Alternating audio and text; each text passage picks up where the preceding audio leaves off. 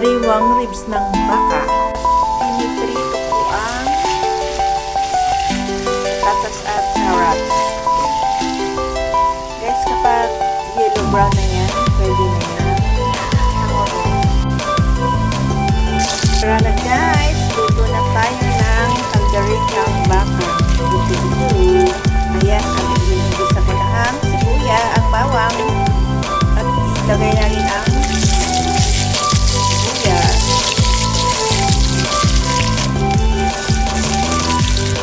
Ilagay na natin ang ribs ng beef. Ayan guys.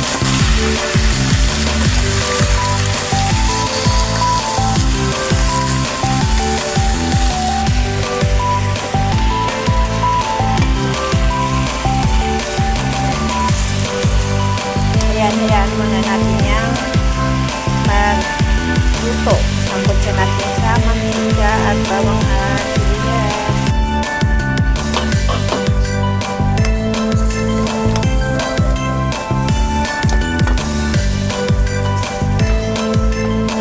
Diyan ang tubig para siya ay kalambot.